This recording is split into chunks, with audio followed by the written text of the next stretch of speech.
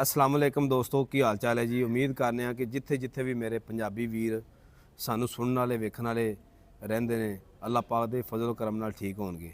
अज असी बहुत ही मशहूर बंद जिन्हों बहुत घੱਟ लोग पढ़ते हैं, वो असी अज रिक्वेस्ट करांगे यूनुस साकी साहब नूं कि वो सानू सुनाण। जी जे शेर का तुसीं जिक्र कर रहे हो, ये इब्तदा इहदी हुंदी घर आ ननान ने गल की। हाँ जी, भाभी एक जोगी नवा, आहा। बहुत मशहूर शेर है और लोग ज़्यादातर इस वास्ते नहीं पढ़ते कि थोड़ा तवील है और दूसरा मुश्किल है। हाँ जी। जी मैं तुहाडे सामने पेश करना जी।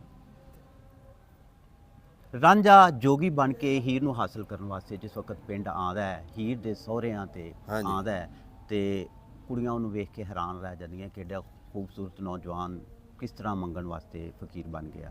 तो आन के उन्हां चों एक कुड़ी आन के हीर नूं गल दसदी, ਉਹਨੂੰ ਕਹਿੰਦੀ ਭਾਬੀ हाँ जी। ਇੱਕ ਜੋਗੀ ਨਵਾਂ ਆਇਆ, ਕਿਸ ਤਰ੍ਹਾਂ ਵਾਰਿਸ਼ਾਂ ਲਿਖਦੇ ਨੇ।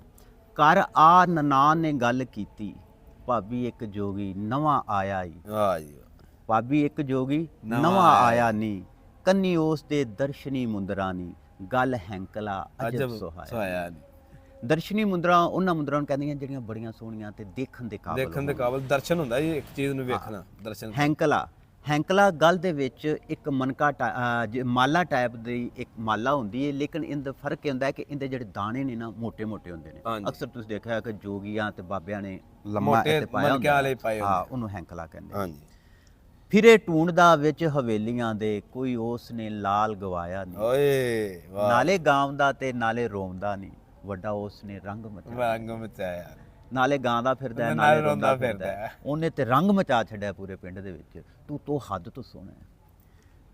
ਤੇ ਕਹਿੰਦਾ ਸੋਹਣਾ ਚੰਦ ਜਿਹਾ ਕੱਦ ਵਾਂਗ ਸਰਵੇ, ਸਰੂ ਦੇ ਵਰਗ। सर हो गया जी। ਸੋਹਣਾ ਚੰਦ ਜਿਹਾ ਕੱਦ ਵਾਂਗ ਸਰਵੇ, ਕਿਸੇ ਮਾਂ ਕਰਮਾਂ ਵਾਲੀ ਜਾਇਆ ਨਹੀਂ। जाया नहीं। ਕੋਈ ਵੱਡੀ ਮੁਰਾਦ ਦੀ ਛਿੱਕ ਉਹਨੂੰ, ओए ਕਿਸੇ ਭਾਗ ਭਰੀ ਚੇਟਕ ਲਾਇਆ ਨਹੀਂ। ਚੇਟਕ ਲਾਉਣ ਦਾ ਮਤਲਬ ਹੁੰਦਾ ਹੈ ਲਗਨ ਲਾ ਦੇਣਾ, ਲਗਨ, ਸ਼ੌਕ ਪਾਉਣਾ। ਹਾਂਜੀ। ਕਹਿੰਦੇ ਕਿਸੇ ਕਰਮਾਂ ਵਾਲੀ ਨੇ ਉਹਨੂੰ ਇਹ ਲਗਨ ਲਾ ਦਿੱਤੀ ਕਿ ਉਹ ਫਕੀਰ ਬਣ ਕੇ ਦਰ ਦਰ ਕਿਸੇ ਚੀਜ਼ ਨੂੰ ਲੱਭਦਾ लभदा फिर।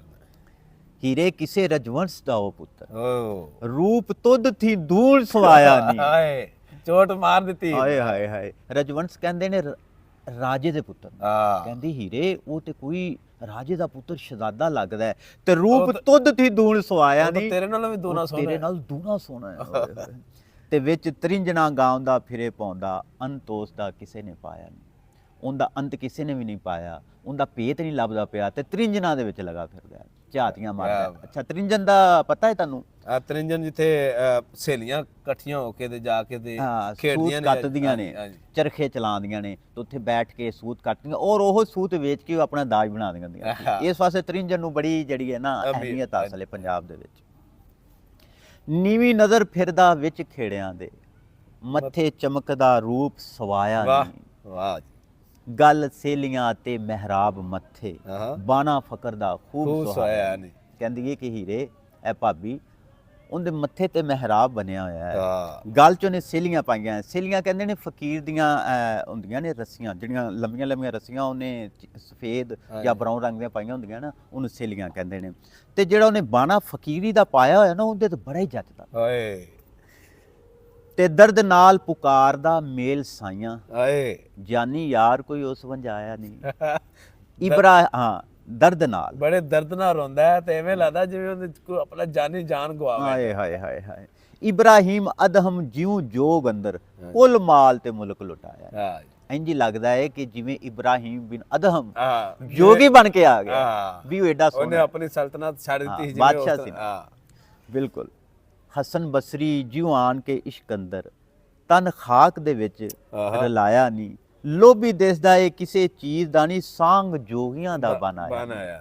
ਕਹਿੰਦੀ ਉਹ ਤੈਂ ਲੱਗਦਾ ਜਿਵੇਂ ਹਸਨ ਬਸਰੀ ਨੇ ਆਪਣਾ ਸਭ ਕੁਝ ਛੱਡ ਕੇ। ਅੱਛਾ ਹਸਨ ਬਸਰੀ ਦੇ ਬਾਰੇ ਮੁਖਤਸਰ ਜਿਹਾ ਮੈਂ ਦੱਸਣਾ ਚਾਹਾਂਗਾ। ਹਸਨ ਬਸਰੀ ਜਨਾਬ ਉਮਰ ਫਰੂਕ ਰਜ਼ੀ ਅੱਲਾਹ ਤਾਲਾ ਅਨਹੂ ਉਹਨਾਂ ਦੇ ਦੌਰ 'ਚ ਪੈਦਾ ਹੋਏ ਸਨ ਔਰ ਹਜ਼ਰਤ ਉਮਰ ਫਰੂਕ ਨੇ ਉਹਨਾਂ ਨੂੰ ਗੁੜਤੀ ਦਿੱਤੀ ਸੀ। ਹਾਏ ਕੀ ਬਾਤ। ਔਰ ਇਹਨਾਂ ਦਾ ਜਿਹੜਾ ਇਬਤਦਾਈ ਕੰਮ ਸੀ ਹੀਰੇ ਜਵਾਹਰਾਤ ਦਾ ਸੀ ਔਰ ਬੜੇ ਅਮੀਰ ਸਨ।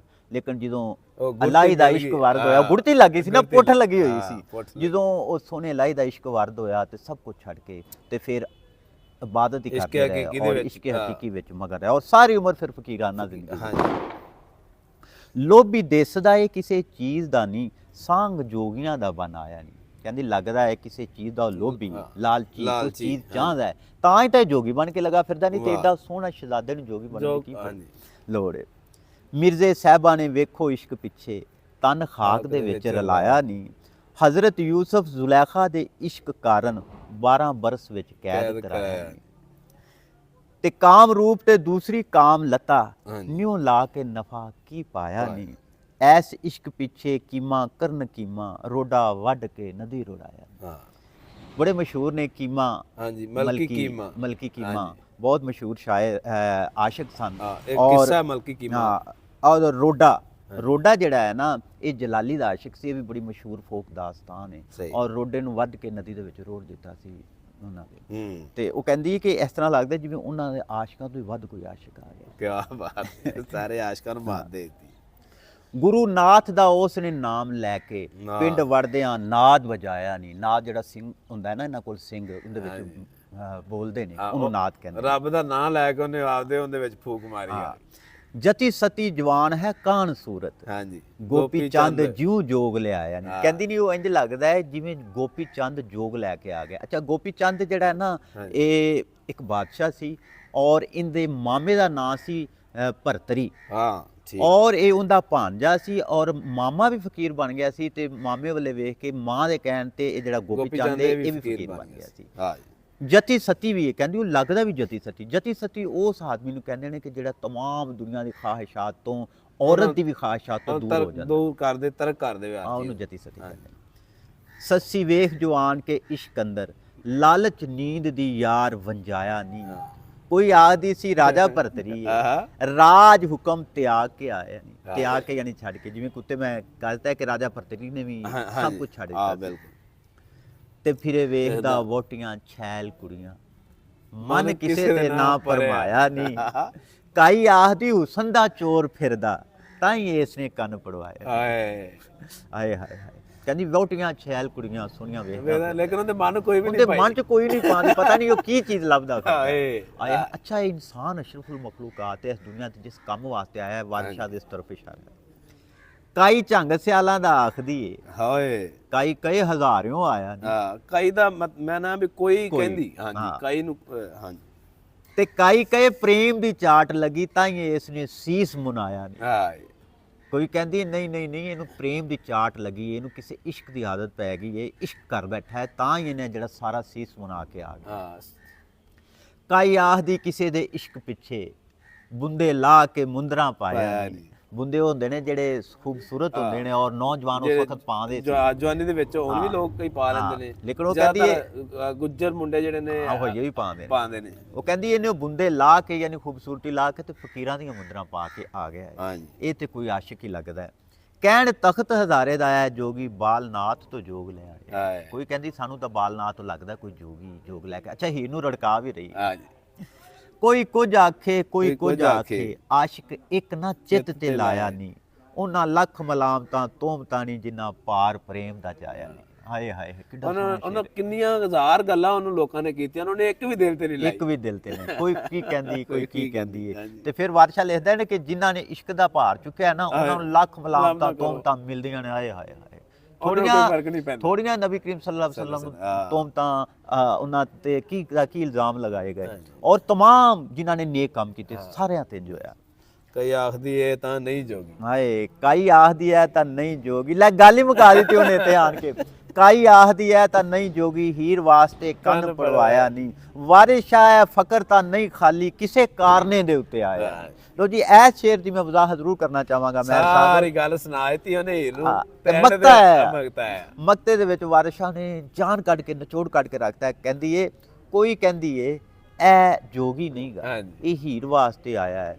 ਵਾਰਿਸ ਸ਼ਾਹ ਇਹ ਫਕੀਰ ਤਾਂ ਨਹੀਂ ਖਾਲੀ, ਕਿਸੇ ਕਾਰਨੇ ਦੇ ਉੱਤੇ ਆਇਆ ਹੈ। ਅਸਲ 'ਚ ਇਨਸਾਨ ਦੇ ਬਾਰੇ ਗੱਲ ਕੀਤੀ ਜਾ ਰਹੀ ਹੈ ਕਿ ਵਾਰਿਸ ਸ਼ਾਹ ਇਹ ਜਿਹੜਾ ਇਨਸਾਨ ਹੈ ਇਸ ਦੁਨੀਆ ਤੇ ਐਵੇਂ ਨਹੀਂ ਆਇਆ, ਕਿਸੇ ਕੰਮ ਵਾਸਤੇ ਆਇਆ। ਤੇ ਅੱਲਾਹ ਤਾਲਾ ਕੁਰਾਨ ਦੇ ਵਿੱਚ ਵਾਜ਼ਿਹ ਫਰਮਾਉਂਦੇ ਨੇ ਕਿ ਮੈਂ ਤੈਨੂੰ ਆਪਣੀ ਬੰਦਗੀ ਵਾਸਤੇ ਘੱਲਿਆ, ਇੱਥੇ ਬੰਦਗੀ ਕਰਨਾ ਹੈ। ਔਰ ਇਹ ਇਨਸਾਨ ਅਸ਼ਰਫੁਲ ਮਖਲੂਕਾਤ ਹੈ, ਇਸ ਵਾਸਤੇ ਇਹਨੂੰ ਕਿਹਾ ਗਿਆ ਕਿਉਂਕਿ ਰੱਬ ਦੀ ਜੁਸਤਜੂ ਕਰਦਾ ਹੈ ਤੇ ਫਿਰ ਉਹਦੀ ਬੰਦਗੀ ਕਰਦਾ ਹੈ। ਲੋ ਜੀ ਦੋਸਤੋ ਸੱਜਣੋ, ਬਹੁਤ ਮਿਹਰਬਾਨੀ ਤੁਸੀਂ ਸਾਡਾ ਕਲਾਮ ਸੁਣਦੇ ਹੋ ਔਰ ਪਸੰਦ ਕਰਦੇ ਹੋ। ਮੇਰੀ ਤੁਹਾਡੇ ਸਭ ਅੱਗੇ ਗੁਜ਼ਾਰਿਸ਼ ਹੈ ਕਿ ਜਿਨ੍ਹਾਂ ਦੋਸਤਾਂ ਨੇ ਹਜੇ ਇਸ ਚੈਨਲ ਨੂੰ ਸਬਸਕ੍ਰਾਈਬ ਨਹੀਂ ਕੀਤਾ ਉਹਨੂੰ ਸਬਸਕ੍ਰਾਈਬ ਕਰਨ, ਲਾਈਕ ਕਰਨ, ਸ਼ੇਅਰ ਕਰਨ।